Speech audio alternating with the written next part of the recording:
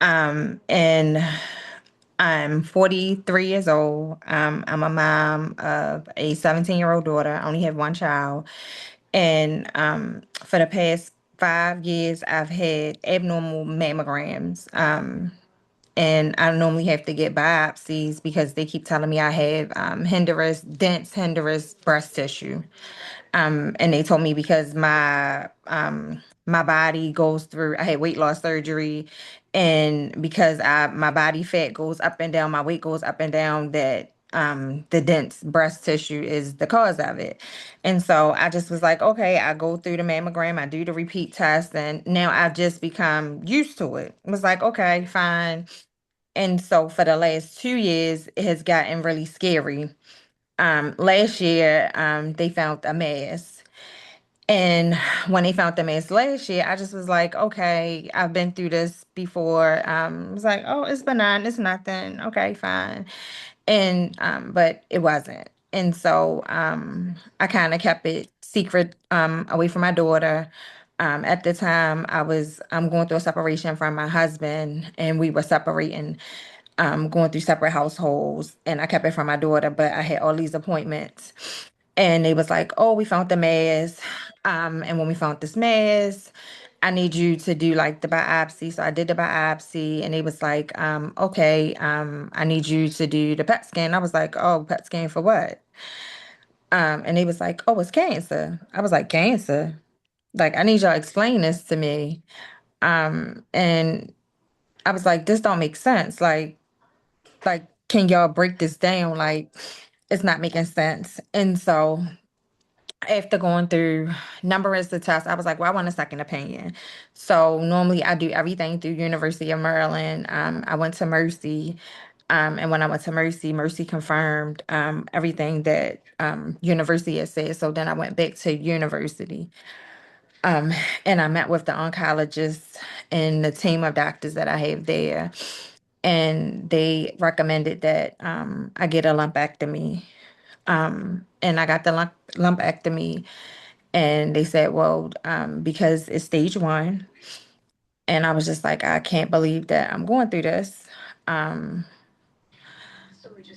my mom is not really in my life, so it's just me and my daughter. I've been a loner for the most majority of my life. My my mom hasn't really been in my life, so I'm most of the time by myself. And so I went through this process, just me and my daughter. Um, and I really didn't have a support system. And so this has been like kind of like the hardest thing to go through. Um, and during this process, I went through radiation, went to the appointments, had surgery, did everything. And recently, I'm like towards the end of it, and now they did some blood work, and they recently told me that they stopped me mid treatment and told me that they want to start me on chemo. Um, I'm terrified. Um, I'm nervous. I'm afraid. So now I am going through a room of tests. Starting next week, I have to get another mammogram. I have to get some more imaging tests and stuff done. And so that's kind of like where I am. I have to be honest. I really am afraid and fear where like, am I going to make it out of this? You'll be okay. You got us. Yeah. Okay, Lisa, you want to share your journey, please? Yeah, Lisa. You gotta unmute yourself, Lisa. Okay. Okay. Yeah, so my journey with cancer started in May of 2024. I went and had my regular annual mammogram, and I had injured myself. I was dancing doing a video, and a box bounced on my breast, and I hit the door. And so I had like this breast pain for a while, but it went away. So I was like, oh, it's gone away. It's just gonna take a while to heal. So then I have a mammogram coming up, and when I have the mammogram, they'll look and if they see something, they'll say something. They always tell me my breast is dense anyway. So when I went for my mammogram in May of 24, the report came back saying that they didn't see no sign of breast cancer. My breast is dense, and with dense breasts, you need to have recommendations are to do a MRI. So, I didn't follow up with the MRI or anything because they didn't see anything on the mammogram. So in July of 24, we had Hurricane Burl, and I was feeling like a cramping sensation in my breast, and I was feeling like numbness and tingling in my arm. And I went and took my son to swimming lessons, and my whole arm and hand was feeling numbness and tingling. So I called the a vice nurse, and the vice nurse told me if I didn't go to the emergency, they were going to call 911, have the ambulance come pick me up. So I told them, okay, I'm going to go to the ER. Went to the ER. The ER team, they drew up labs and checked my blood pressure. My blood pressure was 267 over 100 because, I'm excited and I'm thinking Mhm. something's going on, but all the labs came back normal. So they sent me home, told me to follow up with my gynecologist on that Monday. So I contacted my gynecologist. She looked at the mammogram again, and she told me to come in. And so when I went in, she told me that one of my breasts, she said, did you know one of your breasts is bigger than the other? And I said, well, yeah, but that's recent. So I thought that was just normal because I'm going through perimenopause or whatever. And I'm just getting older. And she said, well, it can be normal, but with your history of mammograms always showing uh um that your breast that we can't see anything. She said I'm gonna do a stat MRI and I'm gonna do a stat biopsy depending on what the MRI determines. And so they did the MRI. The MRI showed that I had a tumor on my chest wall and I had a tumor in my lymph node in my arm. And then I had another little tumor near my areola. And so they did the biopsy, and I was scheduled to go back and meet with the oncologist in August of 24. So this is like 3 weeks later. And the oncologist told me that I had stage 2 breast cancer. And she said that the cancer in my breast was caused by hormones, and the cancer in my lymph node was caused by sugar. And she asked me, do I have a family history of cancer?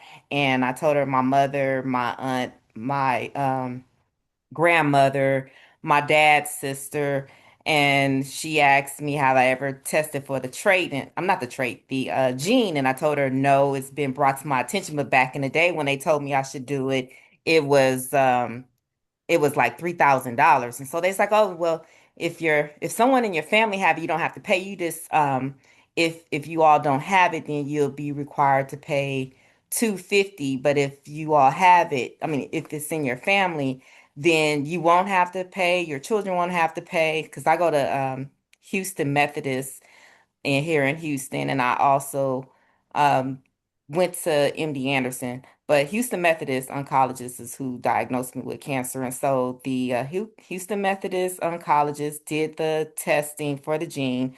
I don't have the gene. My aunt, which is my dad's sister, carries the gene, but my mom's family doesn't carry the gene. So it could be from the environment. And once again, it could have been from me hitting myself in the breast with the car door and also with the box. So I don't know, but like I said, that they said that's how my cancer, it shows that it's from sugar and my body was being attacked by hormones. So from there, my oncologist gave me 16 rounds of chemotherapy. I had Darcy Rubin for a week, and then I was on Paxil, and I had a lot of side effects. I had wind up getting anaphylaxis, and I was admitted into the hospital for a week. And how that was determined, I kept having shortness of breath and feeling sick, but that was part of the side effects. I was just thinking, oh, this is a side effect. So my friend is a nurse, and she was like, Lisa, I'm looking at you. Your face looks very flushed. She said, are you having shortness of breath? And I said, yeah, but they said that's a side effect. She said, well, you need to go to the ER. So I went to the ER. They admitted me, kept me in there for a week, and my oncologist canceled the chemotherapy, and she put me on a different chemotherapy called Taxol, which has less side effects. But she told me I had to wait a week before I can get back on it. So I did the Taxol, the rest from the end of October all the way until uh, February of 2025. And then after that, I was scheduled for she wanted me to do a mastectomy, and she wanted me to see a surgeon at Methodist. And so I went to Methodist, saw a surgeon, and the surgeon was telling me how I would have to do all these different type of procedures if I were to have a mastectomy. And so I decided not to have one. And I met this young lady named Alicia who introduced me into Tamika. And I decided not to go with Methodist for surgery. I wanted a second opinion, so I went to MD Anderson. MD Anderson scheduled me with the surgeon. The surgeon told me she can do a lumpectomy on me if I wanted to keep my breast. So I did the lumpectomy, and she wanted to make sure that I understand why they recommend that I have a mastectomy. And I told her I understood, because of the size of my tumor is the reason why recommendations say I should have a mastectomy, because they were saying that the cancer could be behind my chest wall. So I did the lumpectomy in May of 2025. And then after I completed that, they gave me 31 days scheduled for radiation in June 2025. I did that from June 25 to August 7th, 25. And after I completed that, I went to physical therapy because I started having a lot of pain because, your body heals from all the radiation and the chemo and the surgery and everything. So, I was real tight where I couldn't move my arms and do certain things. And I did 31 days of physical therapy, and I met this young lady on TikTok who was following me, and she recommended that I ask my physical therapist about getting a tactical machine, because she said when you're done with your physical therapy, you're going to always need to make sure you're massaging that fluid, and a tactical machine can help you move that fluid throughout your body. So I talked to the physical therapist, and they checked with both of my insurances. Both of my insurances said it was approved, but they told me my out-of-pocket expense would be $2,000 back then. So I said, well, I'm going to meet it. I'm going to wait till my deductible is an out-of-pocket expense. Everything is met. So once that got met in March of 2020, it was 2026. I wind up getting a tactical machine, and I've been using that, and I stopped going to physical therapy. So um, that's my history as far as treatment. And any questions or anything else you would like to know, please let me know because I can't be long-winded. Okay, well, we have Zainab is back. Sorry about that, Zainab. Hello, everybody. Hello. Hey. I didn't realize that she was the Zoom user, so I kicked her out, but she couldn't get back in. Sorry. Anyway, I know we have Tisha who's had some updates. You want to tell us about what you're going through, Tisha? Oh, yeah. So I want to say last Monday, I had my first MRI since, like going through active treatment and stuff like that. And being, I guess, in this survivorship. So I'm at like 3 years now. And I got my results back, was it day before yesterday, I think it was. And so, in the left, I want to say it right, in the left breast, there is a tear in my implant. So they have to replace it. And then in the right one is basically capsular contractures surrounded by scar tissue, and it's squeezing my implant, causing it to be like deformed and tight. So I have to have surgery for that one too. Okay, Tamika, what you been up to? I guess she ain't there. Where'd she go? No, there There she she is. is. What's going on, Tamika? The last time I was on here, hey everybody, my name is Tamika. Hey. I am for those that don't know, and for those that do know, I'm stage 2, grade 2B, triple negative survivor. Um, I'm originally from Atlanta, but I was living in Houston for 13 years, but I recently moved back to Atlanta. The update on my health is I was diagnosed at the beginning of the year with fibromyalgia and rheumatoid arthritis. The type of rheumatoid arthritis I have is seropositive. A lot of people don't know it's two forms of rheumatoid arthritis. You have seropositive and you have seronegative. Seropositive is triggered more by hereditary because I have a family history of autoimmune conditions, and it's a symptomatic autoimmune condition. So it affects your heart, your lungs, your eyes, your kidney, and pretty much every organ on your body. With that being said, I am now on methotrexate, which is a chemo medication, but it's at a lower dose.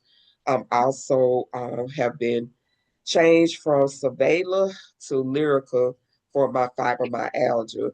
So when I have pain, it does not always come in the form of just my muscles and joints being inflammation, because inflammation can come as being fatigued, it can be nausea, it can be anything when it comes to rheumatoid arthritis and or fibromyalgia. My recent scans that I had was my MRI that they took on my upper extremities, where they found that I have bursa on both sides. It looks like a torn ligament on this side, on my left side, but it's more triggered with the type of rheumatoid arthritis I have. But also, I have an 8 millimeter nodule in my left lung. So, as you can hear, my voice is a little cracky because yesterday was my follow up with the pulmonologist because of not only I had an asthma attack, COVID, and a bronchitis flare up in February. Once they found that nodule, now my oncologist in Houston, my PCP, my rheumatologist, and my pulmonologist works hand in hand to make sure everything is good with me when it comes to my lungs. As far as the medication goes, my recent labs had shown that I had elevated liver function. My kidney function was fine. So my rheumatologist, when she put me on the methotrexate, she did let me know the factors that they look to when they looking at your labs, because my labs have to be looked at least every 4 to 6 weeks. So the labs came back elevated in the liver, and they was actually going to take me off the methotrexate, but being that I'm learning how to eat different, as well as lowering my stress factors, which helps lower my inflammation, that lowered my level of my liver level. And it is not as high as it was, but it's still elevated, but it's not elevated enough for her to take me off the methotrexate. So what I've learned how to do with my new normal, because fibromyalgia and rheumatoid arthritis, there is no cure for that at all. All they can do is manage and help you keep your inflammation down. You have to manage to keep your inflammation down with what you eat, your stress levels, all of those factors, as well as take your medication. So, what I've been doing to keep myself calm is learning new hobbies. So now I'm gardening, I'm quilting, I'm doing coloring books, doing word puzzles. I'm actually on medical leave right now because the type with the effects from chemo treatment, plus the methotrexate medication and the type of rheumatoid arthritis I have, plus the fibromyalgia that is also affecting my cognitive ability as far as brain fog and putting my sentences together. So that has, hindered my job. And Mhm. even I was having a conversation with my sister today because the methotrexate is not to keep you from having pain, it's only to slow the progression of the illness down. With seropositive rheumatoid arthritis, it will progress regardless, but it's going to progress slower with me having the methotrexate. So at this point, I actually even have a cane because my hip gave out on me just going to the grocery store. Heat factors affect me, whether it's the sun or just heat. I can have the tingling in my body and just have a profuse amount of sweat and dizziness, and I have to sit down. So regular things that we take for granted of just washing dishes, cooking, going to the grocery store, some of those things I can't do on a regular basis anymore. I have to pace myself because if I do more than one thing in one day, I'm overdone for the day and I'm in the bed or on the sofa. So that is my life. That's where Mhm. I'm at. Miss Anitra, who's been a movie star these days. What's going on with you? Nothing much. I be seeing you out there doing your thing. I listen, I'll be trying to get in where I fit in. That's I it. see. I saw you, Miss Queen. That's it. Um, for Latasha and for Lisa, I was diagnosed in 2022 with stage 3C triple negative breast cancer. I had the breast cancer in my right breast, my right underarm, and the lymph nodes by my collarbone. So I did immunotherapy up until July 3rd, 2023. So I literally am 3 years out of official treatment because my immunotherapy lasted for so long. My surgery is my survival date. My remission date that I go by is October 10th. So I'll be 4 years in remission. I haven't had any new scans lately. I did do an onco detect test almost 6 months ago. So it's time for a new one. And that's a blood test to check for cancer cells. Um, and that was negative. So I see my oncologist in August, which my new oncologist is already leaving, and it should be against the law to have a doctor take you on and then leave in a year. Like if they know they should be leaving, they shouldn't take on new patients at all. So now I have to figure out a new oncologist. Although I'm not in active treatment, it's important to have an oncologist who you can still call when you have questions. And this guy knew so much about triple negative. He knew so much about he's updated on research and all of the cancer symposiums and conventions and conference. Like he's up on everything. So it's kind of disheartening that now I have to start all over again with a whole new oncologist and trying to figure that out. But outside of that, I have lymphedema as well. And I do have the compression, the whole machine like Lisa just had on. I have the whole thing because I keep fluid in my chest. So my chest and my underarm is really truly painful and heavy. Outside of that, I've been doing I'm a Tiger Lily angel advocate and I just did my first hill with Tiger Lily and I'm just looking forward to more advocating.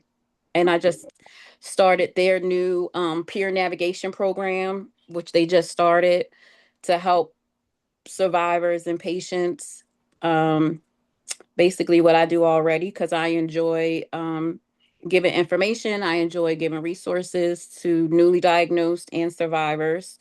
Because there's a lot of patients that don't know about resources and different things that can help them on their journey. So I enjoy giving information to others. Okay, Miss Zainab, who I kept kicking out, my sister. Let's go. Tell us your Ah, story. so, for those of you who are new to this platform, my name is Zainab. So, I am a stage 1 estrogen receptor positive survivor. I'm in my 4th year of survivorship. I've had 9 surgeries, including 4 implant exchanges and a couple of post-operative complications. I had my last surgery in April. 2 implant exchanges. One was for the second capsular contracture that I had, and I'm pending another surgery because the same breast that had capsular contracture, that implant is now flipping around inside, doing what it want to do. um, Coupled with that, I am a lymphedema patient as well, and that was triggered by my medically induced menopause on top of the aromatase inhibitor that changed my hormones, and that's what mine was brought on by. Aside from that, I am the founder of Melanin Breast Cancer Alliance, Inc. That is a nonprofit of which Francis is a part of as well. And we provide resources and give out various things. The website is on my page. Um, and I am an author of 2 breast cancer books, which is Got one book also here. This is one book. linked in my Here's the breast cancer. my There you go. profile on Instagram. So if anyone's looking for resources or just some extra knowledge, I've done extensive research and put it all in those spaces for you. Okay. And welcome to our group. Yes, and You. Tequila. Tequila is the professor of them all. Let's go, No, Tequila. What you got? What you no. been going? Hello, everybody. I'm That's the so, professor. That's the research woman right Yeah, there. that's our research. What's y'all going on, crazy. Tequila? Nothing Tequila, much. these ladies are new. Latasha and Lisa, they're new. I was listening to one of their stories. Look, I'm sorry what brought us together, but I'm glad to be here with you. Yeah. That's the best thing I can say. I'm blessed, and again, like I said, I hate why we see new faces, but I definitely always am appreciative to be involved in these spaces with people who are willing to be vulnerable, and share their experience and their testimonies. Again, like she said, my name's Tequila. Don't hesitate to call me T. Hey, Tamika, I'm so glad to see you again, girl. I told her you asked about us. I was just asking about it too. Yes, yes, yes. I was like, where's my girl at? Am a what is it? ER positive breast cancer survivor. I was diagnosed in 23 at look, I don't even remember my age. Y'all know this medication be wrong. I think I was 42. I was 42. I was stage 2. Like some of y'all said, I had it in my lymph nodes as well. Of course, with that being removed, along with the single mastectomy, it's kind of caused its own little, it's wreaked its own havoc. I've tried to, of course, do everything that I can in order to be proactive about preventing anything that's kind of long term. I recently had a prophylactic, they call it oophorectomy, ultimately Mm-hmm. hysterectomy, and my ovaries were taken out. I'm sorry, simply because I was something that's called BRIP1 positive, which is BRCA baby cousin. And it's been found to be connected to pancreatic, breast, and a couple of other ovarian, and a couple of other little breast cancer, like hormone receptor breast cancers. And so I chose to go ahead and do that prophylactically. And of course, just because I do have an ER positive breast cancer, like Zainab said, I would have been continued to be medically induced into menopause anyway. I have a preference of as little medication as possible if I can try to eliminate that and all of its side effects. So I went ahead and opted to go about that. To my surprise, having that, I thought I would come off of AI drugs. I knew I would be on something continuous, but I thought it would probably be what's the other one? Was it tamoxifen? Tamoxifen. Yeah, that's what I thought they were going to do because I no longer have a cervix, and I know that women who have a cervix having tamoxifen puts you at risk for cervical cancers. So I was, anticipating that if I didn't have it, that I would go over to that because I don't know if you all are aware, but AIs have, sorry, yeah, AIs have like they can kind of slightly increase some things like blood pressure, of course, osteoporosis, things of that nature, whatever. So I'm like, again, I'm trying to avoid as many things of all the thousands of things you can get from this stuff. But like I said, to my surprise, they believe that AI has a better response than tamoxifen. Apparently, like tamoxifen is just kind of old school, and it's there as another line of treatment. But while I just had the surgery on June 23rd, along with my many others, like everybody else, I did end up getting cellulitis. Mm. So any of us who got lymphedema, yeah, I'm sure you either probably experienced it or didn't heard about it or whatever, but it was new. Not that I hadn't heard of it, but I guess I wasn't completely informed, and I didn't really. That was one of them areas I kind of just didn't venture in because I didn't really suffer too much. But they had poked me while I was under in this arm, put Mm. an IV in this arm, and everybody know you don't even get your blood pressure checked on this arm anymore. Correct. And but the OR anesthesiologist prior to was all like, yeah, in case we gotta, we're gonna, and I'm like, hey, no, this arm has been flared up a little bit simply because it's so hot. I'm pretty active or whatnot, and I hadn't even been able to wear my sleeve because it kept having little irritation, but nothing that my surgeon was concerned about. They were like, no, that's kind of normal because I've done a preventative surgery, lymphedema bypass on his arm and just recently in February. And to lo and behold and lo, I'm at home minding my business and 8 a.m. at 10 a.m. on Friday, the day before the 4th of July, all of a sudden I feel like I got the flu. Mm. I'm cold, I'm shaky, look, they just feeling real lethargic, nauseous, dizzy. My arm was hot in the top, like bicep part of it. And every time I would flex my arm, I would feel like my nerves was sensitive to the touch, like my veins and stuff. And I ended up was like, okay, well let me send them a message, let them know, but let me go ahead and just take a nap because I'm like so just out of it. Wake up the next day, I feel perfectly fine. But you know how you got that discernment and that little voice that be yelling in your ear when you being hard headed. Some kept like coming to me about this sepsis. That's what kept coming to me. Some about sepsis. Then I go to a party and my cousin's cousin was like, yeah, I was in a coma. I'm like, she like, I was in a coma for 3 months. I'm like, why?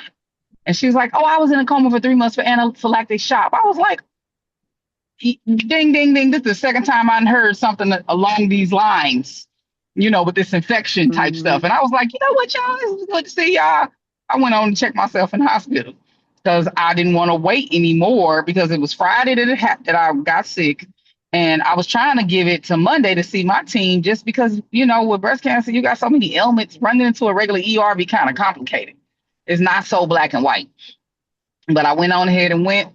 They kept me. They like, nah, you got to stay here. You got sepsis. And it was all because of this one little stick in my wrist. So, but either way, the proactive lymphodemus bypass actually did contribute to it passing so quickly.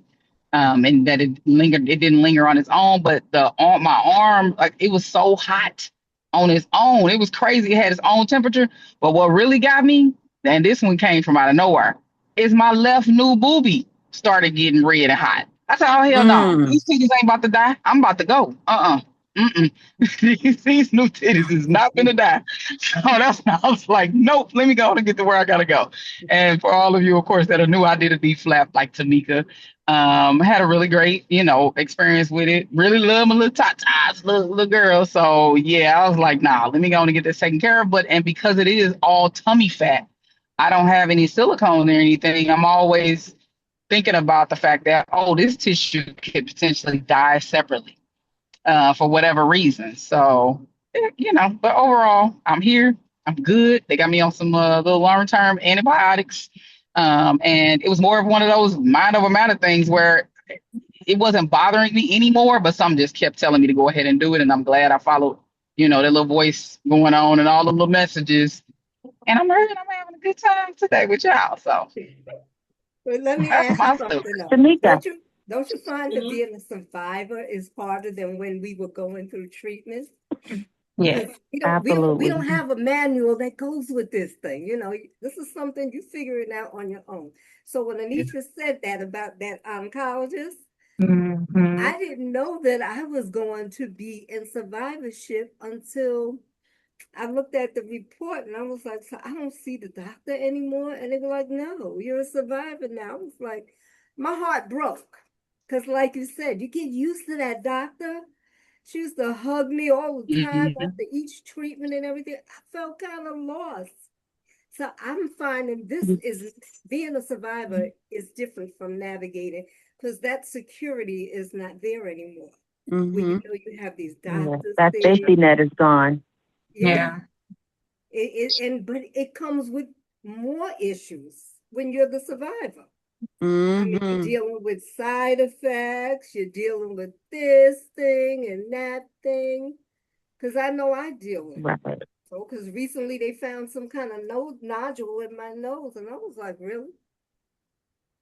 So now they got to take it out. And then she's telling me it's by your eye socket. So, what is this? So, but I find being a survivor is difficult, you know. It But I is. It's more stressful than being in chemo. Type yes, of skill. because we had our Yeah. cancer there. You go there, they gonna take Yeah. care of you. But now it's like you got to do this on your own, so you have to rebuild your own life back up. And it's about how do we do this? There is no way to do it. But I know there's Right. somebody up It's there like, that's a look, you know what it coach. reminds me of? What? It reminds me of when you had your first baby. You so Yes, naive, you know what I mean, that you don't yes. even really think about all the blessings that come into cooking a baby in this oven, and you just kind of dumbfounded. You just like, oh, okay, I had a healthy baby, no big deal. You get a little older, you get pregnant again, and then they like, oh, you got to watch your blood pressure, you got to watch your blood sugar. You like, wait a minute, what? What is all of this? So now you start to be exposed to a bit more surveillance. I think with having your second and your third baby, because you got more risk now that you're a little older, similar to how we exit from being in chemo to now we're in survivorship. Now there's all these additional risks that's a consequence of what it took for us to get here. I think that, yeah, it feels like you constantly have a flashlight or a magnifying glass on yourself, looking Mm-hmm. over every Right. little thing so Yeah. differently. So it just keeps you kind of almost, I hate to say it, really in a survival mode, like that mental, like how people always talk about you in fight or flight. I think it kind of keeps you Mm-hmm. in that in a bit, just in a different capacity. And yeah, it comes with its own unwanted stress. And those Mm-hmm. AIs, because I It take them, does. they give you some problems too. The aroma inhibitors. Oh my gosh. Zainab will tell you one, I Tequila. felt Yes, crazy with. ma'am. Yes, One, I ma'am. felt really like I was Yes. losing my mind. I was like, oh my God. Then went to the other Right. one. I got sun sensitivity. So when I sit outside, my skin gets messed up. Then I went back to the other crazy one. That was worse. Then I went back to the sun sensitivity. So I'm taking this for 10 years. So this is what I'm going through because I was out of Girl, you're network. almost done. Huh? You're almost You almost done. done. No, because she said 2 more years. Yeah, look, we It, long. Oh, it, You it OG. sounds like it's almost, but it's like, I take that and I take Lexapro because the aromatase inhibitors can affect your mind. So the Lexapro is like, I call it the crazy people's medicine, but it's to calm you down. So I'm taking two different things. Mhm. So yeah, and Mm. that's what it is. So I Well, go through it. Yes, But ma'am. I want to address Miss let me Jones do- because Miss Jones is Hold on. really new. And Zaynab Miss, calling my name. Hold on, Francis. Francis. I've been Hold trying up. to ask Aquila something. Okay, Yeah. oh, so I have lipedema, not lymphedema. So it's a difference. Yep. One is the adipose fat tissue disorder, and lipedema is like the fluid buildup. So Yep. Yep. last week I went to the emergency. My legs were so hot, and with me taking this aromatase inhibitor, I automatically think everything is a blood clot. So I go to the ER. Right. I called my doctor, and she's like, Right. "No, go into the ER." And the first thing they was checking me for is the cellulitis, Uh-huh. blood clot, And and what was the DVT. other one, Yep. That Francis? deep vein. No, DVT. That deep uh, vein. no, Thrombosis. sepsis, Yep. Thrombosis, sepsis, yeah. infection. Sepsis. Sepsis. Yeah. Yeah, Yeah. they Yeah. said that. Sepsis. They Yeah, get that they for said me it can too. turn into sepsis, and that's all It I heard. And I can. was so scared. Oh my gosh, girl. I did not know that, It was scary. people, yes, on these aromatase inhibitors, it puts us at a higher risk, and also having lymphedema and lipedema put us at a higher risk of getting all three of them. Yep, yep. And you don't even know. That's the crazy part. Like it'll come on so fast. You can go to sleep and wake up and be. I mean, I'm not trying to be funny, but you can go and be Right. dead, and you don't even know because you may not Yeah. have a full understand what you even like. Okay, my arm a little warm, but nothing else is bothering me. But that warmth is like the first sign of trouble. That heat on your Yeah. on wherever that body part is the first sign of trouble, and it can transfer everywhere. I'm just like, what? Yeah. A.M. in the morning, feeling good about 8. By 10, I was down. I was out. And with no warning, other than my arm was warm. Mhm. So And that's so another what did thing yours that we end up really being? need to be taught about the that they don't tell us about. Zainab, she said, "What did yours end up being?" Any antibiotics or like what was your like outcome? What was the problem? No, well, they gave me antibiotic through IV. They treated it as if it was an infection. They didn't want to wait, so while I was waiting on my test results, that's what they gave me: an antibiotic and a pain medication, Toradol. Is that Okay. it? Toradol? Hold on. Yeah, Toradol and antibiotic. And they Okay. gave me fluid. They said I was a little dehydrated too. Same So to that's what me. they Yep. gave me, and they released me and told me to follow it with my doctor. This happened in Ohio. So I'm back in Georgia now, and I'm waiting on my follow-up appointment with my oncologist. Yep. Natasha, you Same to got a me. lot of people you could be Yes. having on your couch here. See that? Mhm. So you could tell them exactly what it is you do. I didn't want to tell them, but there you have it. That's Latasha there. She got something that she does that would help Yes. everybody. You can tell them. So I wanted to say something to Miss Tamika. So I have had fibromyalgia for more than 15 years. So I can't say what yours feel like, but I know what mine's have felt like. And I know at times it can be crippling. One thing that I know have helped me, like when it rain, is really, really aching. I would encourage you to try, like, if you can stand it, like try and like massage. Like if you can get massage, do like the massage, do like the hot compresses. If you can get Tiger Balm, get Have like all, rub the Tiger Balm on yep, it. yep, yep. Um, I have the massage, yeah. Do you different have the trigger massages. gun? The trigger gun? Yes, Yeah. yes, Yeah. yes. Those things are really, really good. Try like the hot oil or try like the I don't even know if they even still sell it, but I've been able to like what I used to do is take like a hot bath with oil and kind of like soak in Yeah, it I and normally then do like the Epsom salt and the yeah, Himalayan salt with yeah. oil. Mm. I mean, I don't know with everything else you have going on, but trigger injections were able to relieve some of my pain. Yeah, and that's the thing with me having both seropositive rheumatoid arthritis and fibromyalgia. It's the you got the pain, the inflammation, the shooting Hmm. pains, the the nerve I endings, know, yeah. all of that. So it's the way the rheumatologist, because even when she was asking me what was I doing outside of just for the pain, and I told her Mm-hmm. I was using like Tiger Balm and the lidocaine pain, and she said she would prefer me to do that instead of taking another medication, because she said you already taking medication for fibromyalgia, you already taking medication for the rheumatoid arthritis.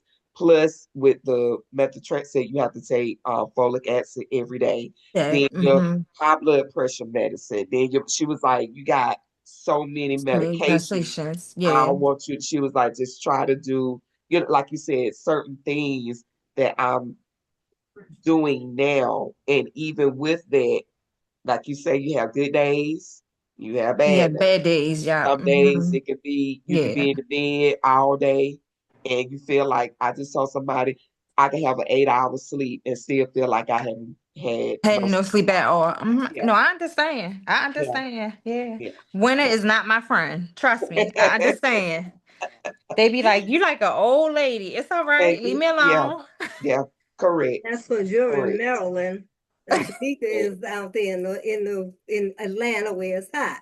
Hmm. I So take the Yeah, heat any day, it's honestly. Listen. right, right, because it was worse in Houston. Houston is hotter than Atlanta, so it so much is. hotter. But I Yes, think I think you part of asked Lisa. I think part of fibromyalgia, it plays a part on your mental too. Yes, So, it does. and I think that's one of the things that sometimes people who have fibromyalgia, and people who don't have it, they don't understand. Like it messes with your mind. It deals with like it can give you these bounds of depression, really, really bad, where it's like, hey, almost borderline suicide. In Mhm. some instances, you do. Yeah, You you have like, moments yeah, of like I said, your good days and your bad bad days. You be days, yeah, sitting there and feeling like, okay, I know I used to could do this, or just remembering something yeah. The within brain five fog is minutes, bad. it's gone. And Yeah. you like what I know, but it's even with having chemo treatment, having different surgeries with anesthesia Keisha. plus the fibromyalgia, plus it's all of those things that has basically your brain like this. And Yeah. you just sitting there like, I know I can remember this. And I know this is why I was going in this room, but now I can't remember why I Why I went in came in this a room. room. Yeah, Yeah, I do it and I haven't had chemo, but yeah, I forget things all the time. Be like, what was I? And I'm like perimenopause right now. Like I be yeah. like, what was I Oh, doing? I didn't even throw that in the perimenopause, menopause. So It's a it's just a combination. combination of things. Yeah. Yeah. And Yeah. that's Not to why I be said I funny with found you two, but I had a uh, coworker and she had that fibromyalgia. I didn't know that's what it was. yeah. So I used to always say, why is Because she it's the always invisible, saying stuff? it's the invisible illness. But she Mhm. And explained it to me, but yeah, the fact of the matter was, like, I don't feel good. And she was like, yeah. Aunt Fran, I don't feel good either. So I'm like, are you a hypochondriac? Not knowing that she really was Really going did. through something. And then Yeah. I interviewed, don't laugh, I did Yes, think that. And I told her that yes. too. I said, are you a hypochondriac? Then I interviewed this lady that Mm, I think, Tamika, you commented mm, on. She mm-hmm, has fibromyalgia. mm. And she explained it to me. So I had to call the girl up and tell her, Kim, I'm so sorry. I said, Fatigue is But yeah, real and that's brain fog is real. yeah, it yeah, Yeah. is. brain fog Fatigue, is brain definitely fog, real. Yeah. all of that is very real. And I've met through this new journey, I guess that's what you would call it. I've met other women with autoimmune conditions that whether it's MS, lupus, they have fibromyalgia, rheumatoid arthritis, even a lot of people didn't know vitiligo, which my son had that when he was younger, but I never knew it was an autoimmune condition. It It So is. is. he has the Mm-hmm. autoimmune It is. trait. He has that Yeah. trait. So all these different matter of fact, it was a breast cancer survivor. I just started following her. She I don't know if she was triple negative, but I know she's a breast cancer survivor. And then all of a sudden she started getting spots. And then she got diagnosed with vitiligo. So it is Aisha. yes, yes. And it's a lot of breast You cancer know who she survivors is, that Anitra? Yeah. Yes. It's, Oh, Yes, I yes, think her you like too, Insta name is Keisha? like Dear Cancer it's me or something like that. yes. Yeah, As I that's her said, Yeah, Instagram. that's Keisha. yes, and she has IG. a podcast as well with someone.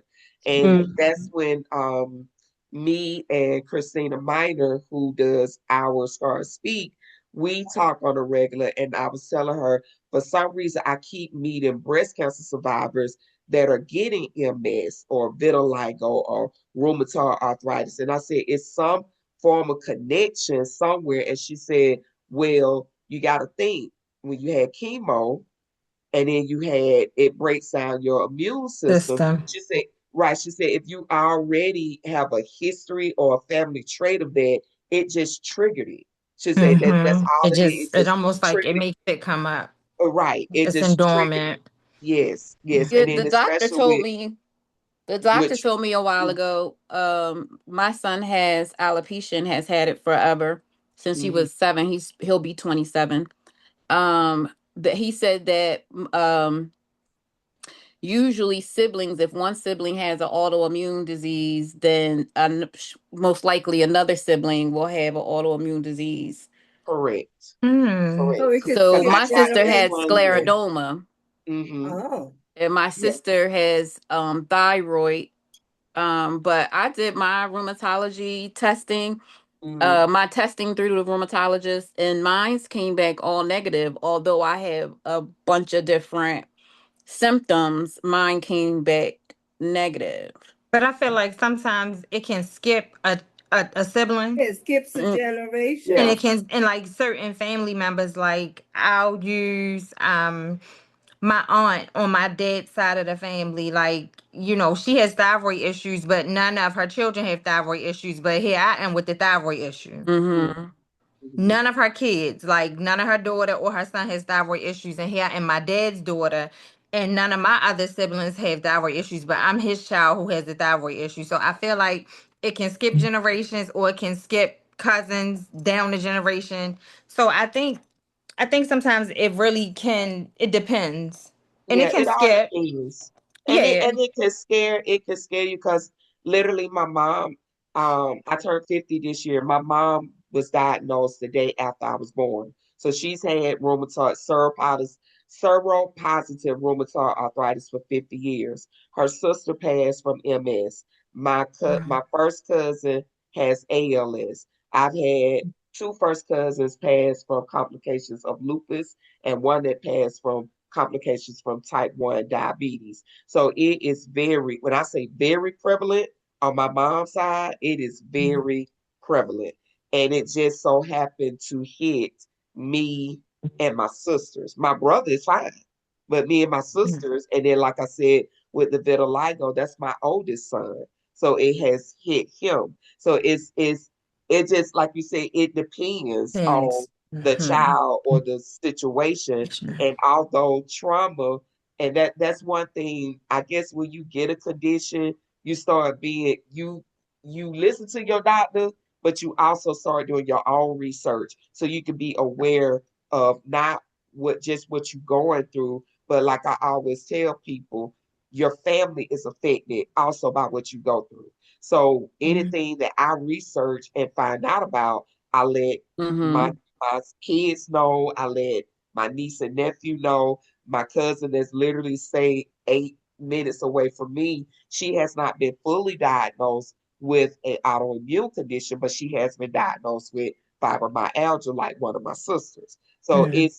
it's all of, like I was telling Zainab about the research that I saw that some autoimmune conditions that we was talking about can be triggered by trauma.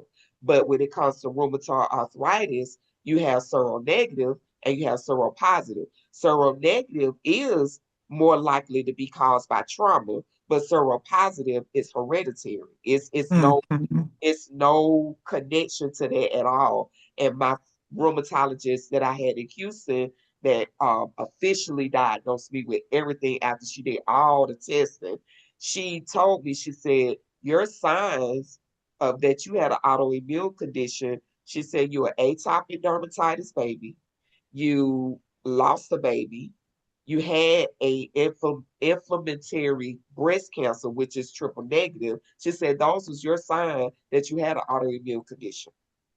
And I said, oh wow, I didn't know that.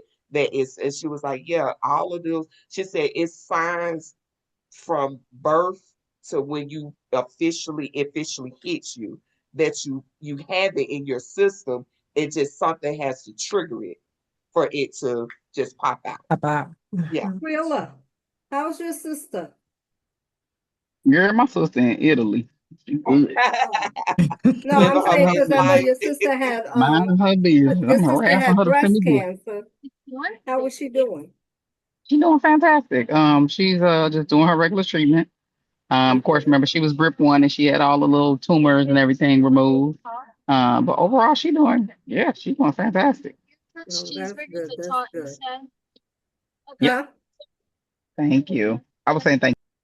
Oh, Somebody. no, because I know, she was here one time and, she was concerned and she had the BRCA1 gene, correct? Yeah, she just don't want. She I think some people can only tolerate the breast cancer world for so long before it just become a bit overwhelming. It does get Uh, overwhelming. That's why we only do this once a month because yeah, talking about it becomes overwhelming, yeah, and yeah. it becomes overwhelming because we're trying to move past it. But because we have Latasha here, she is just experiencing this for her first time. So I Yeah. figured we could reach out to her and give her some encouragement. I don't know what stage you are, Latasha. What stage did they tell you? I'm stage one. Okay. Okay. Yeah, I'm And you stage. had a lumpectomy. I know you told me that. Yes. But Yeah. that's about it. And you had Yeah. radiation. Shan. Yeah. Zainab was stage one, but you I had had radiation, radiation and Zainab? no chemo. I had Huh? radiation, no chemo. Yes, and I opted for a mastectomy a year later, but I had lumpectomy first.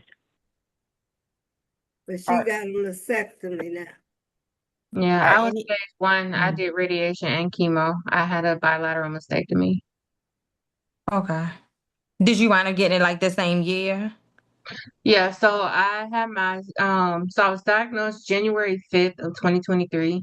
I did my surgery April 24th of 2023. Then after that, I started chemo. It was like June 12th of 2023. I finished that October 23rd, 2023. And then I started radiation the Monday after Thanksgiving, which was like the 27th of November. And then I Mm-hmm. finished radiation January 2nd of 2024. Okay. I Are any told of you you you could probably be able to relate with her because she had the one, Zainab had one. They were all stage one. But Yeah. but you got to learn more about like when they said stage one, did they give you an alphabet to go with those stages? A. Yes. Okay, so the I should A have said was that. you didn't have any lymph nodes. That's the A. No. So that Mm-hmm. was a good thing. Yeah, she said it was very early. They caught it early. I mean, I stayed pretty on top as far as my mammograms. Only because my grandmother had breast cancer, but how she had got her breast cancer was like she was a smoker. She was taking hormone pill. She was taking birth control pills and was smoking. And so they told her to stop, and she was going through menopause. And so she didn't stop. I guess she's supposed to took it, stopped for like 6 weeks, didn't stop, and continued. Then went and got a mammogram. And by the time she had got the mammogram, they had told her that she was like stage 2 breast cancer, and they wound up having to take her whole breast. And then she did everything, like she went through the chemo, she went through radiation, and she never went through like back then it wasn't like the option of where she could afford to get like an implant. So she had got like the I guess like the breast that you just put inside your bra. I forgot what she actually called it. She had a name for it. It was just a Prosthetic. funny name, right? A prosthetic, but she had a name for it, and that she used to call it. And I used to laugh. She wound up passing away in 2004 from lung cancer, but she survived like the breast cancer. And so ever since then, like when I was old enough, because of the history, I always made sure that I stayed on top of getting like my exams and everything. Yeah. But we all have those dense breasts, it seems. Hmm. It does. So is this like something that I guess African American women have? I Yes, don't know. I told you when I yes. It's talked to not you exclusive to us that though. It's not exclusive to us though. It's age. How old are you again? I didn't catch it. I heard you when you first started talking, but I'm I got kicked out. 43. No, Oh she was yeah, saying older that you dense are. breast. Dense Hmm. breast is more prevalent in Black women. Yeah. Okay. But Black, it is yes. age related though. Oh, it is Mhm. No, age related. Yes. It's no. Well, age I was related going as to well. say when I was in my 40s, that's when they started seeing it. Because of But perimenopause and all the jazz too. When I was but I diagnosed, feel they like said I when had I was them like first. I got my first one when I got my first mammogram when I was in my 30s and they said the same thing. Right. So It's Hmm. not age related. that's why I It's not was exclusively that. I'm not saying it's oh, exclusively that, but okay. they try You to too, follow it. Tisha? Yours was like that? It was Hmm. dense breasts? Yeah. Yeah.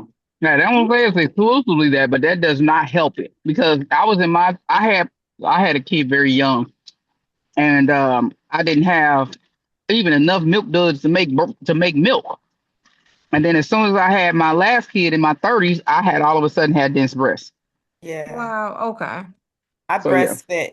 I breastfed both of my children. My daughter was born in 2006. I breastfed her for 12 months. And then I had my son in 2011 and I breastfed him for 12 months. So after he made a year, that's when I had my first mammogram because they told me at 34 I was gonna have to start having mammograms every year because of the cancer history in my family. And so my first mammogram, they told me that my breast was very dense.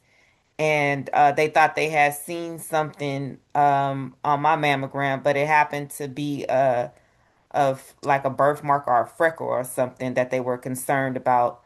And then when I had this last mammogram, um, in MD Anderson, doctor reviewed it. They told me that it's unsatisfactory because I have calcifications in my breast. But Mhm. since I've been having them since my very first mammogram, they're gonna go ahead and refer me back to my oncologist to see her because it's something that's normal considering my family history. Do any of you all have calcification or had calcification in your breast? No, I I didn't. That is I did. another thought one I that I did, had but due I to breast didn't. cancer. I mean breastfeeding. I had that from breastfeeding. No, Okay. I And had I didn't get this. it, and I didn't even get the breastfeed, like I said, but it created those ducts created calcification for me. What about you, Mhm. Zaynab? Yeah, I had it. I said it. I had calcifications and the dense breast. But I'm saying during you breastfed your kids too? Girl, no, I didn't have titties back then. I wasn't pulling these little things out. Oh, you Yeah. wasn't fully banged out, you said? I was Right. 17. I was 17 when I had my first child. I was not Yep. about to breastfeed nobody. I ain't know That nothing was about it. I ain't embarrassing. even gonna lie. Yep, I was the same way. I ain't gonna even hold you. So I was surprised when when I ended up getting a knot in my breast, and that's how I found out about.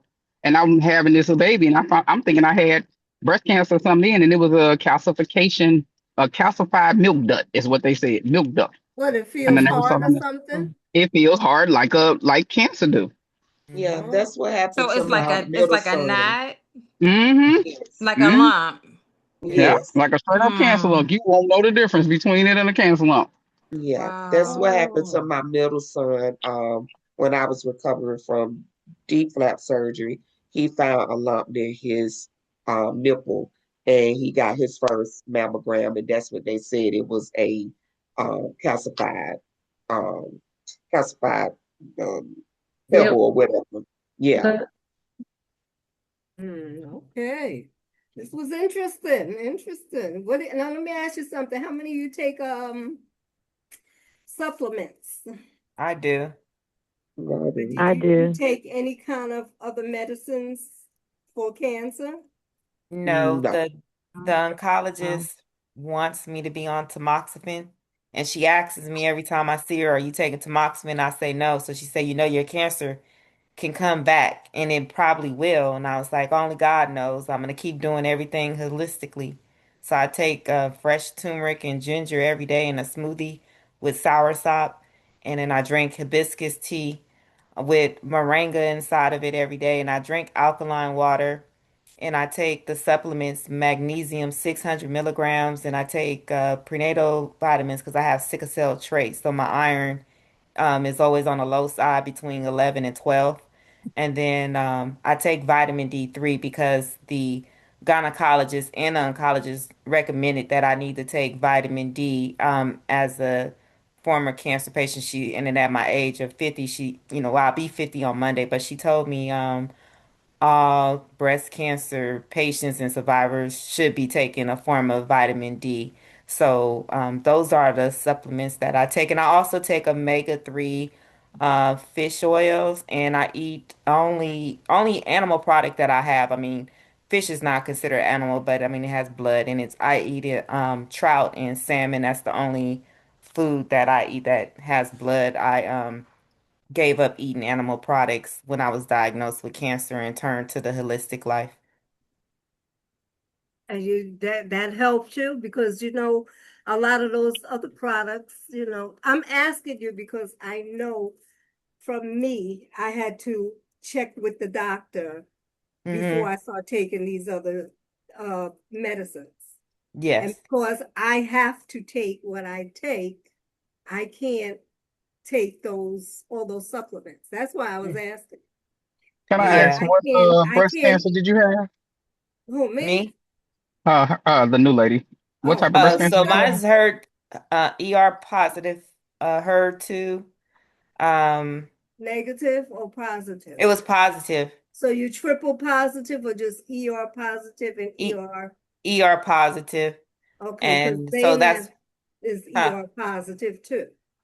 And so that's why she recommended that I take the tamoxifen for 5 years. And I decided not to because I have two family members on my mom's side who didn't do well with it and had a lot of side effects. And I just don't want those side effects. So I said I'm just gonna keep following up. So she has me coming to see her every 3 months, and she draws my lab to see how my labs are going.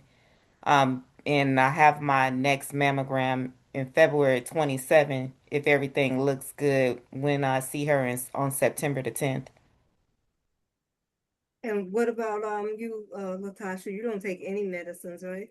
No, I don't take any medicines, but I've had weight loss surgery, and so I'm actually ready to be re-sleeved. And so recently, I just seen a nutritionist, and I wasn't taking like vitamins and stuff, so she wants me to restart like some of my vitamins. I had a question, and that's funny that you brought it up because I always hear people talk about this soursop and magnesium, and I was going to ask the group that like does that like prevent cancer?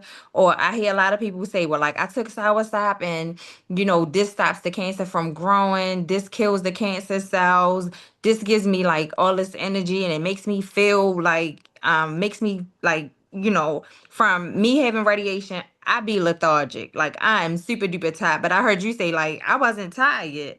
Like when I finish radiation, I am like dead to the world. I have no energy. And so like I just be tired. I just go to Can I sleep. say, can I ask who said they took radiation and they wasn't tired? Me, Me. Francis told And me she didn't. I mean, I I wasn't was never like, tired. I went to oh, work and everything. but Yeah. then let me ask you this: you didn't do. I thought I heard you say to the new lady you didn't do chemo, right? no. Mm-mm. Okay, okay. And I you did the did say chemo, remember? that's why. So that's how I was gonna get back to. And then I had my last clarifying question to you is you say you're getting re-sleeved, right, for your weight loss surgery? Yes. All right. So two things I just want to point out is that Francis had chemo. So going from chemo to radiation, totally different gang. Like you part of a whole gang if you could do chemo. So radiation feel like a cakewalk to a person who'd have been through chemo. And for what I've learned from people who just do radiation, it radiation dog walk them because they've not gone through chemo. So that like it seems like it's kind of the offset. So you kind of got, I guess, maybe the lighter half of it. Now, the other question I got to you, why are you choosing to do sleeve versus bypass in your second go round? So, here's why. Um, the doctor who did my original sleeve, he isn't doing surgery anymore. So evidently he got sued. And so the new surgeon that I had was like, he doesn't recommend me getting a bypass. He said, and I had a hiatal hernia, and so he was just like, it is stretched, but he was like, it's not. He could repair the hernia and just re-sleeve me. I don't really want to look like a bobblehead. I've already lost weight, and I don't want to look like I'm on crack. But Well, Willa I had the had, I surgery. had a whole bypass. Look, She And had a see, you look bypass. good, but see, I know yeah, me. no, but So I when get I it. first got I get sleeve, it. so listen, at my highest weight, right? My highest weight, when I first got the sleeve, I was 297 pounds. Girl, 360. I heard you. Yep. And so I got down to 125 pounds. I went from I like hear a now. I ain't 22 feeling. pant, like 22, Mhm. 28 size pants to like a size 5'6" pants. And people was like asking me, "Oh my God, do she got the bug?" And I really Mhm. looked like a bobblehead then. And So the only so thing I would ask is that, and I apologize. I'm sorry. You keep going. I thought you had was stopping. Go ahead. uh-uh. And so I've gained some of the weight back where it looked healthy weight. And then now that I've went through like, the radiation, not being able to eat, like the vomiting and different stuff. And so prior to the cancer diagnosis, I had been preparing for this re-sleeve and anyway. And so when I was talking to the doctor nutritionist, I was like, I really don't want to bypass. I don't want to be cut on, but if you can re-sleeve me, and then it's not really the actual, it's the VGS one. So it's the new Understand. one where they The just stitches. like The kind the stitches. stitch. Yep. Mhm. So I'm excited, and I'm like, all right, well, I can do that one, no big deal. And so I'm excited about this journey. Okay. I just I don't would want, add. like I said, I don't want to look like the Want to look like a bobblehead. woman. Gotcha. Well, as it pertains to breast cancer, I would definitely suggest, recommend, whatever. Try to look into some research about the long-term benefits of weight loss surgery for people who've had breast cancer. There's a ton of benefits, and it Okay. even talks about the variations between the sleeve, the bypass, and so on and so forth. And Okay. maybe you may still end up with the exact same outcome, same decision Okay. with it. Because did you say yours was triple negative? No. Mm-mm. What, my You breast are? cancer? My Uh-huh. breast, no. Mm-mm. My breast cancer was, oh gosh. Mine wasn't negative. Was it triple hormonal Mine or was lobular? hormonal. Mine was Okay. hormonal. Mm-hmm. So with those surgeries, pardon me. And I ain't even gonna get into what in particular none of that, but they are almost so good, depending on what route you choose to go or whatnot, that they Mm-hmm. are considering them almost as a line of treatment because they can reduce hormonally receptive breast cancers and any other hormonal receptive cancers by like 45%.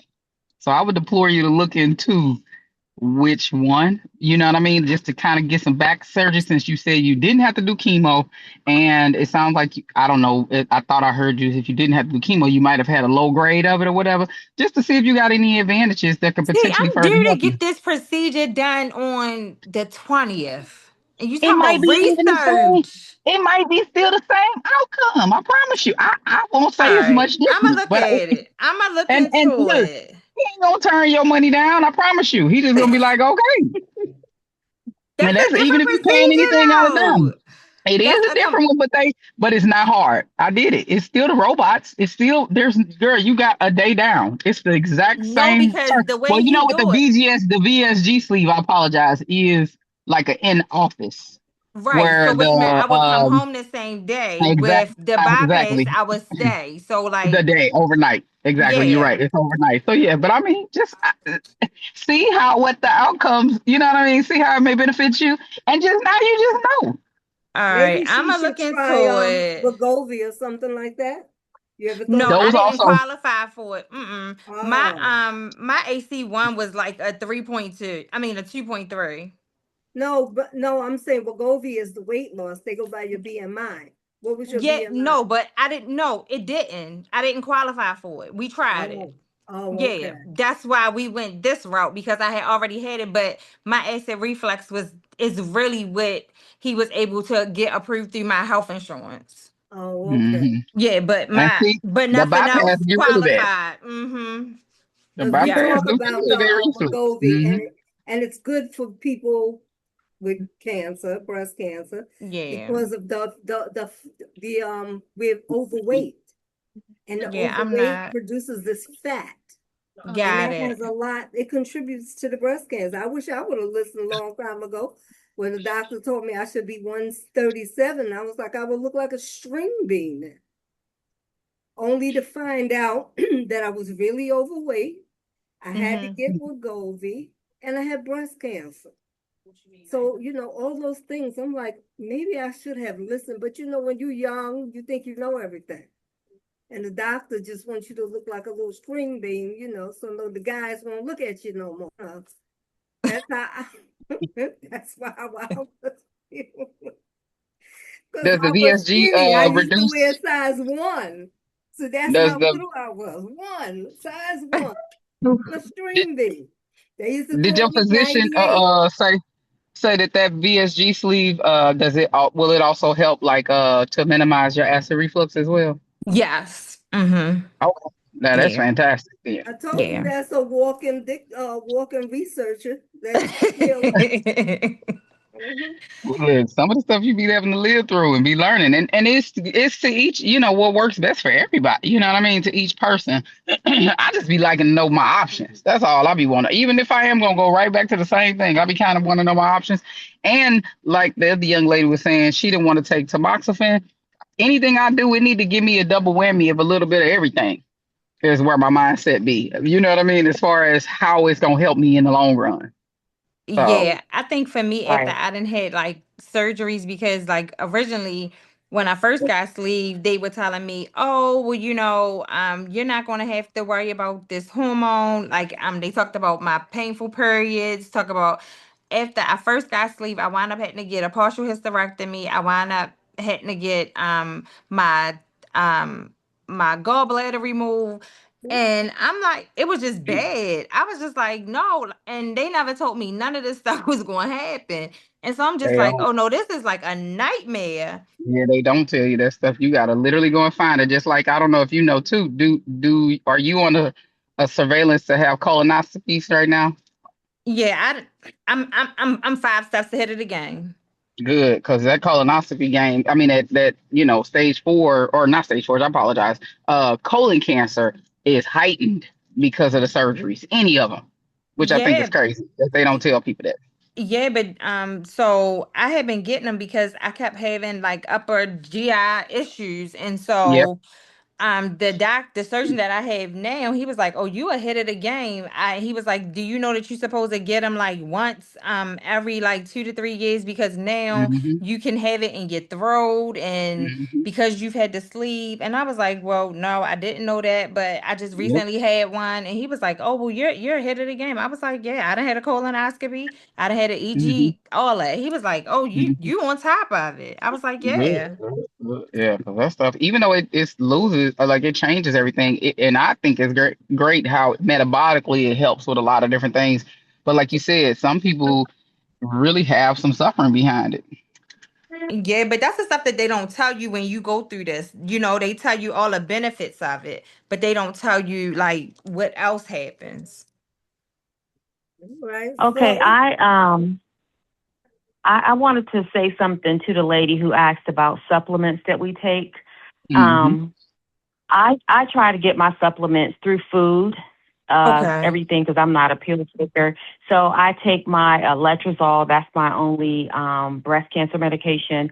I take magnesium and vitamin D, which my doctor said is recommended for Black people because for some apparent reason, our levels of vitamin D and magnesium are really, really low. And so that's another one that I take. And then for your question regarding the sour sop, I have been drinking that for a long time before it became a thing in America. And, you know, from my African and Jamaican friends, but there is research that have shown that it can kill cancer cells, slow down your growth, and disrupt their metabolism. But it's also important to watch your consumption because they said that any prolonged intake of it can give you symptoms that resemble what's that disease? Parkinson's Mm. disease. It can uh, affect your liver, your kidney damage. So just mind your levels of what you're taking and how much you consume of it. Yeah, Any like Okay. I don't know. overconsumption What's her of name? anything. What is her name to Tasha. ask the question? Tasha. Lisa, Lisa, Tasha. Tasha. Okay. Hmm. Natasha. Okay, because I came on late. I didn't get you ladies' names and everybody just bouncing back and forth. So I just wanted to address that because no one ever answered your question when you asked it. It's yeah, okay. Thank you. yeah, because Hmm. what I We be do, all over the place. It's oh all right. It's all right. yeah, I use fresh sour sop, the actual fruit, and I put it in Hmm. my smoothie. I mean, and I use fresh ginger and turmeric too. And the reason why I started using that because like you said, a lot of the Jamaicans, a lot of the Caribbean island people, told me it helps with your immune system, it kills cancer cells. Yeah. And so every time I would go and have labs and stuff done, because like I said, I stopped my chemo in February 2025. And so every time I would go and have labs done, my immune system, it was doing great. But I last had my lab done in May of this year, and my immune system was 2.35. And so my oncologist said that's normal. We're gonna do the labs again, but she said I'm not gonna check your cancer marker anymore because you don't have any signs of a tumor. My cancer marker was 40.1, and it's supposed to be 39 for the normal, considered normal, but she said she wasn't concerned about that. She wasn't concerned about the white blood count because I don't have any other issues going on, and my thyroid and everything was okay. But so that's why she wants me to come back in September. But she just told me to keep doing what I'm doing. But the only supplements that I'm taking is omega-3 fish oil and the vitamin D3, and then the 600 milligrams of magnesium because my doctor told me our vitamin D should be like a 70, as you were saying, as African American. Is I forgot what she said about she said people, she didn't say African American. My doctor is Indian, so she said people of color, like me and Color. you, Yeah. they seem to have the lowest vitamin D, so it's recommended that we take vitamin D. So, but she told me I need to be mindful taking the omega-3 because I also suffer from supraventricular tachycardia living in the South. I'm originally from Oakland, California, so here in the South, the weather is humid and I get dehydrated easy, and so my heart rate goes up, and I need to drink more fluid basically. So that's what I do. I stopped taking heart medicine. I was taking metoprolol, verapamil for my heart rate. And my thing is I want to get off all that medication because all these different medications, they cause all these different problems. And since I changed my eating style, I feel a lot better. But one problem that I have, I'm always feeling fatigue. I'm always feeling I'm always feeling I have like the brain fog, and I guess all that is because I was forced into full menopause after chemo, and so I have a lot of hot flashes. So I started taking sage tea.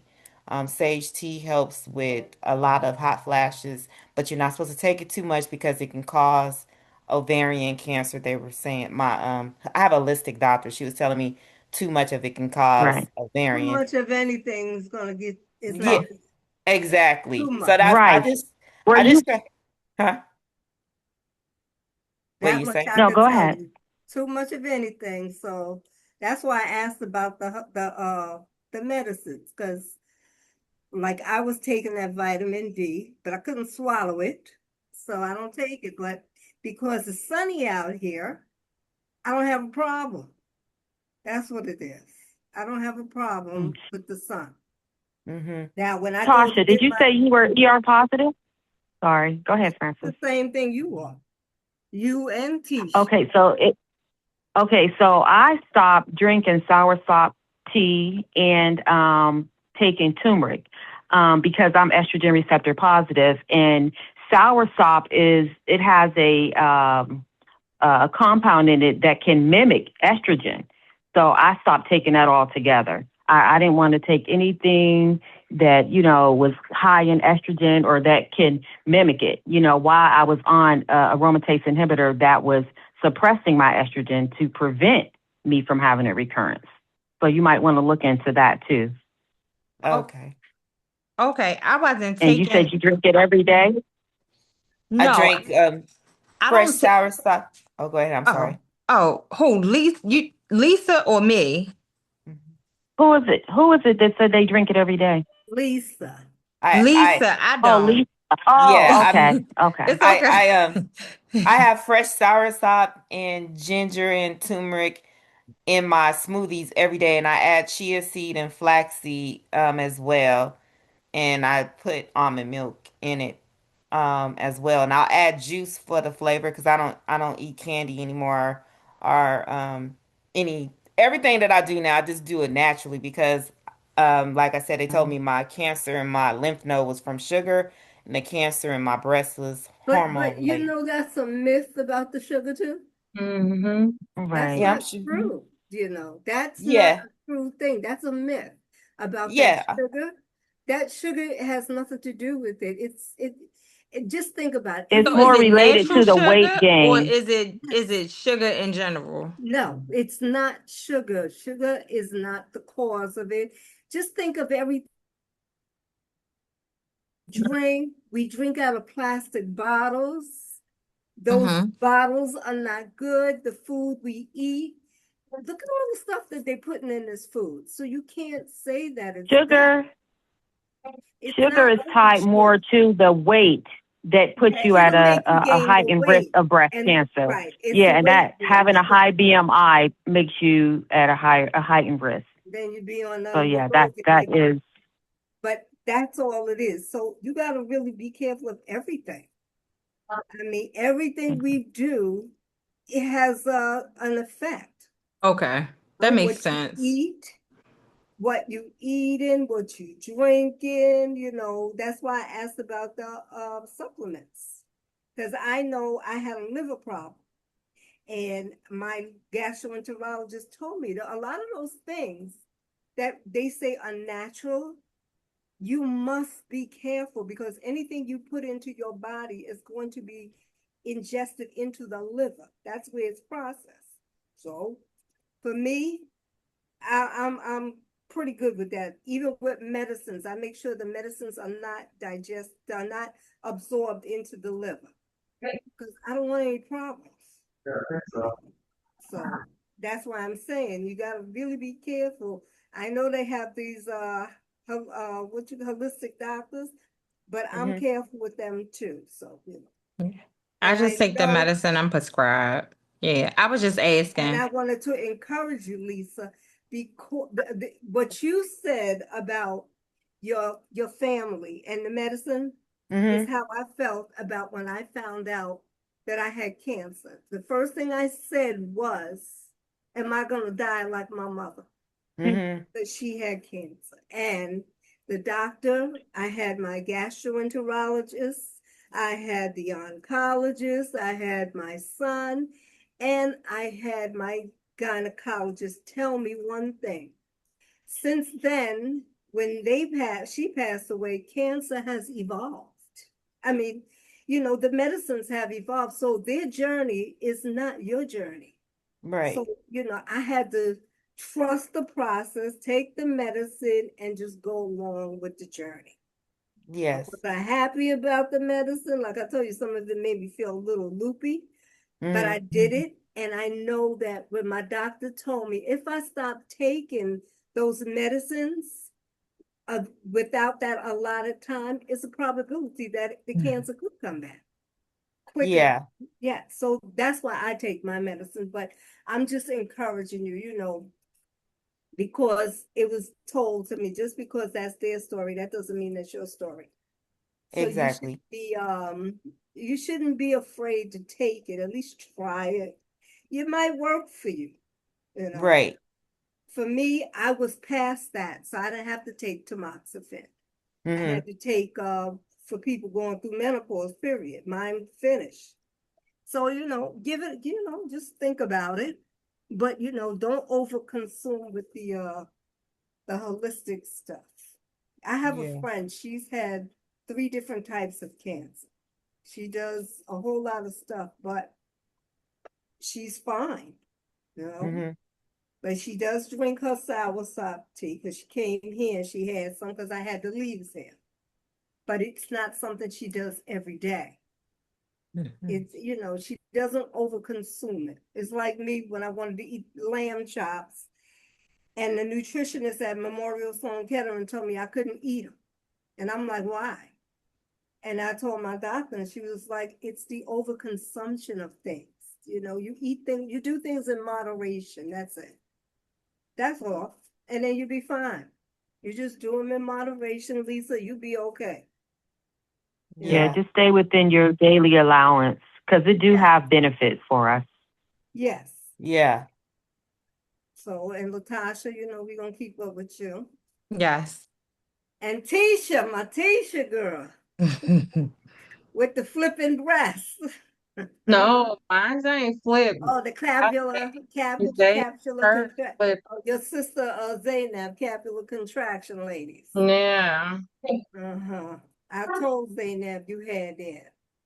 So Listen here. Yeah, I she don't Anything said think it on the that other live. ladies know what capsular contraction is. So you might want to anything explain else it go to them. wrong with these implants, I'm gonna be a flatty batty. I promise you. Sit a flighty bit. But Cause they I'm don't know what like you capsular doing. contraction is. So Zainab, you want to explain it? I don't know where she is. Oh my gosh. I'm We right here. well, Capsular let's explain it. capsular contracture is when you get, huh? Explain it to them. Oh, I thought you were saying something. Capsular contracture is when a capsule is formed around your implant and it tightens and squeezes and it pushes your implant up and it gives it like a distorted look. Over time, it can be painful, and the only way to get rid of it is by surgery. And they will go in and scrape out the, what you call it, the capsule around it and replace your implant, giving you another shelf life for your implants. You're But I've had it done. I've had it done twice already. First in my right breast where I had breast cancer, and then just recently back in April I had surgery for it in the opposite breast, and that's the one that's now flipping around, doing cartwheels inside of me. Not cartwheels. It is She doing said cartwheels. I flip it cartwheels. back and forth. Yes, Cartwheels. I flip it back and forth. It looked like something is being born inside of my breast. You know when the baby's Like I'm kicking, that's how my pregnant? breast looks. What? Yes, that's how it looked when I'm trying to flip it around. But I think she put an implant in it that was too small because my breast had already been stretched because of the expanders, and she was trying to Mhm. match it to the other breast. So I think she put Oh, one in that was too small, and it has room. So now I'm going to tell her to give me bigger implants and create a pocket so it don't move. Wow. This is why this And she group is wanted to keep. interesting. Hey, everybody got a different diagnosis and you learn different things about it. Mm, you do. You really do. Okay. Yeah, yeah. so now you know, I am very informed yeah. tonight. it, Lisa, I it, hope we were able to help you. Yeah. I had a question. Do any of you who had chemo, did you have nail separation? yes. Do you still have it? on my big toe on my left foot, on my right foot, but like my fingernails grew back fine. Um, because it was like at one point they were all separating and like it turned black and they were separating and then like the bacteria got under there and it just had like this really gnarly smell. I was wearing gloves. I couldn't take it. But you had the Um, red devil? yeah. Yeah. Yeah. You had the Dark red that devil they call too? it Darcy Rubin. Yeah, I It had was That's that. red, right? Yeah. mm-hmm. But yeah, but my nails didn't start separating till I switched over to Taxol. See, like this is my ring finger Oh, and it's Yeah. separated. It's separated from the nail bed, but it grows out like a normal nail, but it's I not see attached to the underneath. nail bed. Yeah, that's Oh, how wow. mine was, but eventually they just grew back. Like I would soak them in vinegar, but not like just in vinegar. It was like a cap full of white vinegar and some Epsom salt, and I would just soak them. And then I was using like even though they were coming off, I would still, use like a nail strengthener. I wasn't going to get them done or anything. I was just, doing it at home. And then, if it does start to like develop a smell or something like that, talk to your doctor and they can give you an antibiotic. If that doesn't work, go to the ER or like a walk-in clinic and they can swab and test for the exact strain so that your antibiotic will work. But my nails grew back like they're not separated. They grew back. But like the one Oh, on my big toe on the uh, right foot, that one it's like it's attached at the bottom. Like it grows out, it's like halfway, and the rest of it's not attached. It's just on there. okay. Okay. Any other questions? I have this lump on my thumb, and the dermatologist said it's fluid from the cancer treatment, like the cancer cells, and so it has to be drained. I'm getting it drained by orthopedics because she said she didn't feel comfortable messing with it because it's too close to the bone. So normally the orthopedics drain it. Have you all had any of that post chemo? No, I haven't had that. Okay. That's Zainab, you all. didn't have chemo though, right? Mm-mm. No, I just had radiation. Yeah, I had both. I had the No, whole then range. radiation. I had chemo and radiation, and I don't know what Tequila was talking about because it dog walked me. I was tired. Like I was and I was driving myself, so I was falling asleep at stoplight, tired. With With the radiation, radiation? Through radiation. that's Francis who said that she wasn't I tired. went to I work. don't Me know. I neither. wasn't tired. I I guess wasn't it depends on the I rounds. was I guess exhausted. it depends on the How rounds. many rounds did you have? I Um, had 16. I oh, I did. had 20. I I had did 31. I had 31 days. 26. I think it was 26 rounds. Yeah. You had 26? Hmm. And I had 20. Zainab had 16. Lisa had 31. How many did you have, Latasha? uh, 12. Oh, Well, of chemo, I had 16 rounds. Radiation, I had 26 rounds. and chemo, But I just, I'm a salute y'all. Listen, I was extremely tired.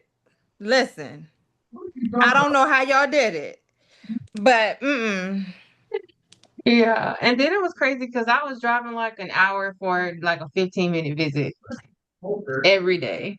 I really? mean, I'm not that far from where I go, but like my now in the beginning, like my first 2 weeks, I was okay. But then like the third week, I was just severely like lethargic. I was like, by the time Friday came, I was dead. Like, just give me the bed and let me just go to sleep and I'm good. Now, Like, I didn't with have that problem. chemo like completely wiped me out. I was nervous when I started. Like I was terrified. And I was just like, I ain't know what's gonna happen. Oh my God, I'm losing my hair, all type of stuff. So it was about 2 weeks in when I started losing my hair. They started with the doxorubicin, the Red Two Devil. weeks in, Mm-hmm. and the Um, hair comes I out. did that. I did 4 rounds of that, so it was like every other week. Like And then every 21 days, right? mm-hmm. Hmm. And then And then they switched over to the Taxol. And so once I switched over to Taxol, my side effects weren't as bad, but they were still very bad. Like I had insomnia. I could hardly keep anything down, especially with like the doxorubicin. It was terrible. I was lethargic. I was fatigued. Like it was crazy. But like the Taxol, I wasn't as lethargic. I was still very tired, but That's it the was like red one, the Taxol. No, the no, Taxol's I not. had the Taxol. Yeah. The Taxol, I was very tired, but um like it'll be like that whole like you got 7 days in a week. So like by Wednesday, if I took it on Monday, I say by like Wednesday, Thursday, I would start Off like kind that of coming again, out. huh? And I'd be like, okay, because I was trying to stay kind of like as active as possible. So I would just go on walks around my neighborhood on the days that I felt able to. And I feel like it helped. Like the more active you are, of course, the better off Yeah. you'll be. So I've on the days that I could muster up the strength, I was walking. I was walking around my neighborhood. But I mean, I was good with my stuff. I went to work and then I went to radiation at lunchtime and then I came back to work and I I was wasn't driving going to nobody's myself there. job. Yeah, Cause but y'all y'all just I went to superstars. chemo by Y'all myself just and everything. superstars. Absolutely No, not. you I know was what not it on is? nobody's job. It's not being a superstar. It was the mindset that I had. I went in there because I knew I was gonna get through this. So I had to entertain myself. And my way to entertain me was when I went in there, the first thing they knew is I want a window seat. Okay? Because I said if I have to stay here for 4 hours, the first treatment for me was 8 hours of chemo. Okay. Mm. The next one, 6, and then it would get less. But I'm trying to explain to them, I'm not going to have my back to you. I want to look out the window so I can see some life. That makes sense. When I would come in, they would tell everybody window seat is here. See? And I got a window seat every time. Yep, that's what they did. Yeah. And radiation, I had to make fun with that because they were yelling at me so much to not breathe Yeah. until I got stuck in the machine. Be like, Oh, Yeah. Because there was a guy there, he was like, hold your breath. And I'm like, mhm. for how long? He said, just hold it till I say breathe. And I'm like, yo, you mean, And I used to tell him, let the other lady, let my friend come in here because I can't deal with you anymore. Yeah. So Well, yeah, yours was on the I left had to side. make, huh? Yours was on the left side by the heart. Right. That's why I had And to hold my breath. that's me Yeah, too. because I didn't have to hold my breath. I yeah. had to hold mine Mine was is on the the right. I right. had to hold my breath. My Yours was the Yeah. left side too, Lisa. yeah, mine's on the left side and It I didn't made know what you I was hold your doing. breath. I had to hold my breath. Yeah. It took me a week before I can get it right. Um, so they used to have to come in and show me every time how to do it until I got it right. But That's I why had mine, tattoos. They didn't put huh? the tattoos on you? Yeah, I got like these little marks. Yeah, little Um, tattoos. They put like I was all excited. I said, "Oh, look at my yeah, first tattoos." yeah, Shut up. yeah.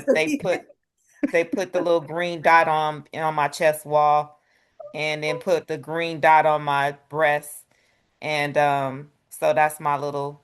Because I was gonna get a tattoo because my mother, she passed away of cancer, and so I was gonna get her name tattooed and my name tattooed with hers, Okay. because we both had breast cancer. But then since they gave me those two little marks, I was like one for her, one for me.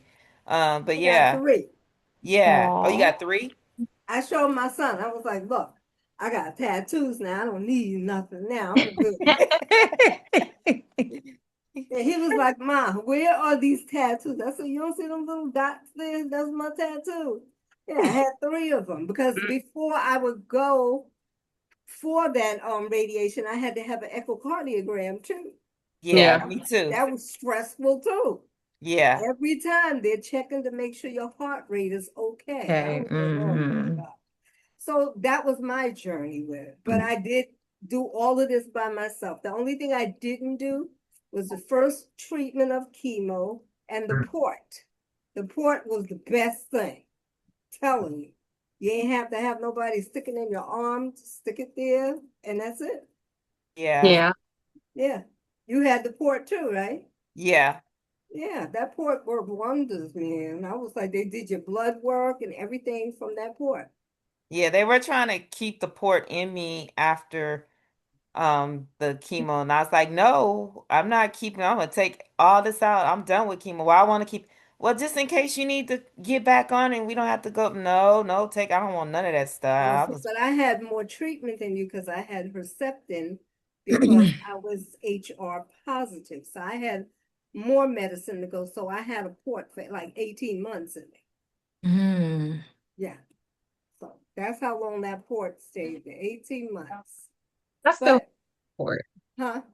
I still have my port. You oh, don't want to get really? rid of it? I guess it's just kind of there hanging out. It don't bother me or nothing. But you And But then gotta get it, you gotta go like and they gotta clean it though. yeah, they do it Oh, whenever so when sometimes it's like every couple months. oh, When they I drain go it out, right? to yeah, and they just flush it. Yeah. I didn't And then want like when I mine did my anymore. MRI, they had to do it with contrast and they used my port. Oh, Oh, okay. Yeah. makes sense. but you don't want to get it taken out? I've been thinking about it. I mean, it don't really bother She me. likes it apparently. It's just Yeah. kind of I just, it's it's kind just of like there.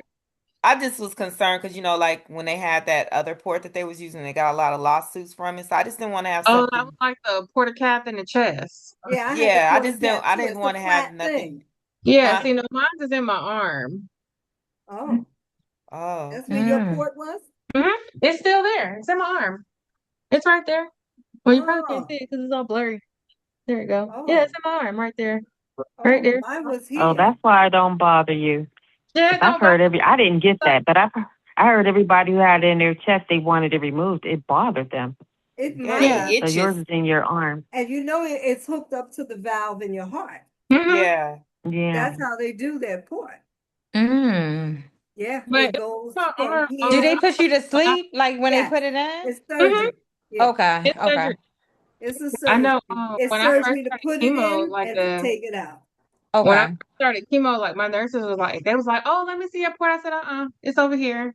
And it was just like, "Oh, this is nice." I was like, "Yeah, this is nice." I was Yeah, like, no, "Yeah, mine was I here, love it." right here. I still got my combat wounds there from it, so I Yeah. wear them very proudly.